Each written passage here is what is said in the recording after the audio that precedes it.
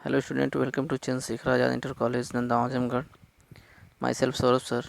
और आज हम कबीरदास की साखी नामक पाठ पढ़ेंगे जो कि हिंदी से लिया गया है।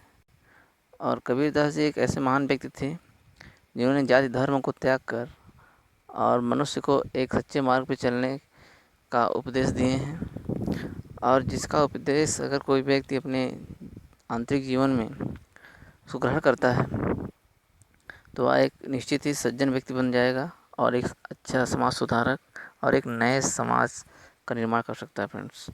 तो इनकी कुछ पंक्तियाँ हम आपको लेके आए हैं, देखेंगे आप। पहला जो है भावार्थ इसका क्या है, ऐसी बानी बोलिए मन का आपा खोए, अपना तन शीतल करें और उनको सुख होए। देख पा रहे हैं आप फ्रेंड्स, कबीरदास ने कितनी अच्छी लाइनें लिखी हैं। इसका भावार्थ क्या है, कबीरदास जी कहते हैं कि हमें ऐसी बात करनी चाहिए कि जिससे अपना अहम ना झलके, अर्थात जो अपने अंदर जो घमंड है वो झलके ना, बल्कि इससे हमारी बाड़ी से दूसरे के मन में भी शांति हो और वह सुख की अनुभूति करे। अगला दोहा है, अगली लाइनें हैं फ्रेंड्स। कस्तूरी कुंडल बसे मृग ढूंढे मनवाहि, ऐसे घट घट राम है दुनिया देखे ना। कबीरदास ने स्पष्ट किया है जिस प्रकार हिरण जो है अपने जो दूसरे हिरण साथी को पूरी जंगल भर ढूंढता है, जबकि कस्तूरी हिरण की नाभ में होती है और कस्तूरी को वह पूरे जंगल में ढूंढता है फिर भी नहीं मिलता है। उसी प्रकार ईश्वर भी प्रत्येक मनुष्य के हृदय में निवास करते हैं। देखिए आप स्पष्ट लाइन लिखा है, ईश्वर भी प्रत्येक मनुष्य के हृदय में निवास करते हैं, लेकिन मनुष्य उसे मस्जिद में, मंदिर में, अन्य तीर्थ स्थानों पर ढूंढता है। अर्थात कबीरदास ने स्पष्ट कर दिए हैं कि अगर आपके मन में पवित्रता है और आप ईश्वर को मानते हैं तो इनको यहाँ वहाँ ढूंढने की आवश्यकता नहीं है, या प्रत्येक मनुष्य के हृदय में वास करते हैं। अगली लाइनें हैं, जब मैं था तब हरि नहीं, अब हरि है मैं नाय, सब अंधियारा मिट गया जब दीपक देखे माए। देखिए फ्रेंड्स, बहुत ही चर्चित लाइन है और बहुत इंपॉर्टेंट भी है परीक्षा की दृष्टि से। यहाँ पर देखिए भावार्थ कबीरदास जी क्या कह रहे हैं, जब मैं था तब हरि नहीं, यानी कि जब तक मनुष्य के मन में अहंकार है। देखिए जब मैं मतलब क्या होता है, यहाँ पे देखेंगे, अर्थात जब कोई मनुष्य अगर उसके अंदर अंधकार है तो उसे ईश्वर की प्राप्ति कभी नहीं हो सकती, अर्थात वह ईश्वर को कभी नहीं प्राप्त कर सकता है।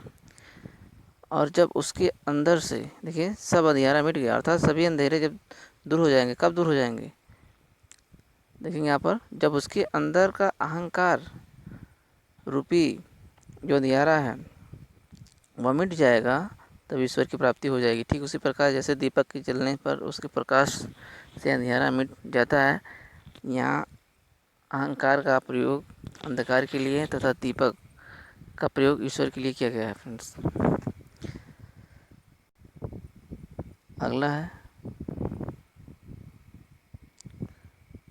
सुखियाँ सब संसार हैं खाए और सोएं, दुखियाँ दास कबीर हैं जागे और रोएं। देखिए फ्रेंड्स, यहाँ पर कबीरदास जी कहते हैं सारी दुनिया सुखी है। देखिए यहाँ पर देख रहे हैं, सारी दुनिया सुखी है क्योंकि यह केवल खाने और सोने का काम करती है, इसे किसी भी प्रकार की चिंता नहीं है। उनके अनुसार सबसे दुखी व्यक्ति वह है जो प्रभु के वियोग में जागता रहता है, उन्हें कहीं भी चैन नहीं आता। वे प्रभु को पाने की आशा हमेशा रखता है, जिसके कारण वह चिंतित होता है। देखिए फ्रेंड्स, कहने का मतलब कबीरदास जी क्या कहते हैं कि इस संसार में वह प्रत्येक व्यक्ति सुखी है जो अपने से केवल मतलब रखता है, खाने से, सोने से, और किसी के बारे में नहीं सोचता है, इसलिए वह चिंतित नहीं रहता है। लेकिन चिंतित वह व्यक्ति होता है जो प्रभु के वियोग में, अर्थात उनके मिलने की आस में वह इधर उधर भटकता है, उसको चैन नहीं मिलता, अर्थात वह हमेशा चिंतित रहता है। अगली लाइन देखेंगे फ्रेंड्स,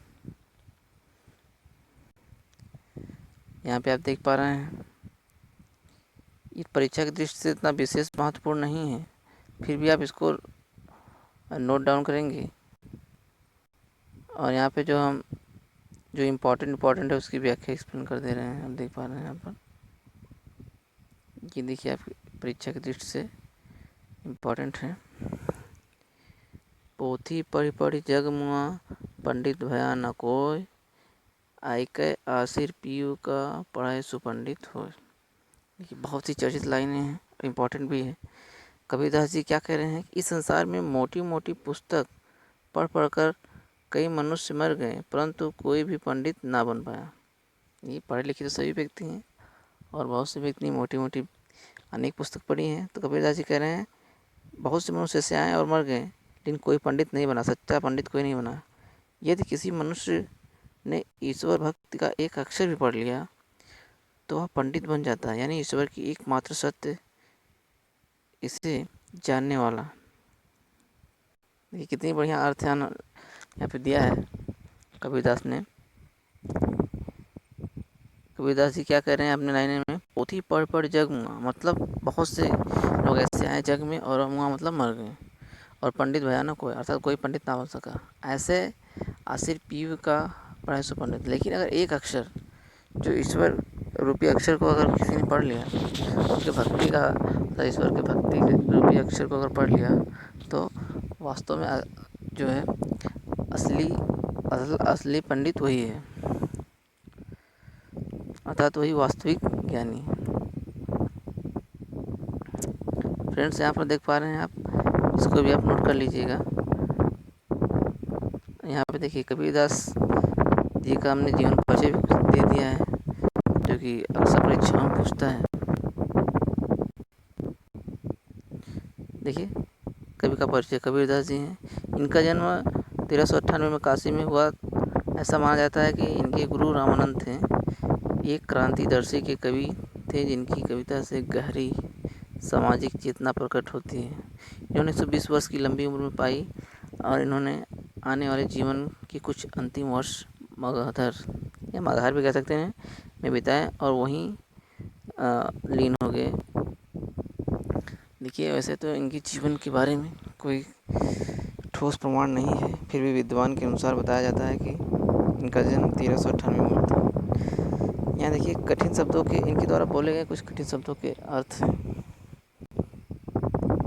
वाड़ी मतलब वाड़ी, आपा मतलब अहंकार, शीतल मतलब ठंडा, कस्तूरी मतलब एक सुगंधित पदार्थ होता है, कुंडल मतलब नाभि होता है, माही मतलब भीतर, मैं मतलब अहंकार। देखिए ऊपर जितने भी आप दोहे पढ़े हैं, कभी अगर किसी को कोई कन्फ्यूजन होगा तो नीचे यहाँ पर शब्दार्थ दिया गया है, आप यहाँ पर देख सकते हैं। और आशा करते हैं कि आपको सब एकदम क्लियर हो गया होगा। फिर भी अगर किसी भी स्टूडेंट को कहीं भी कोई दिक्कत आती है तो नीचे कमेंट बॉक्स में अपना क्वेश्चन पूछेगा और उसका जवाब तुरंत पा जाएगा। और आशा करते हैं आप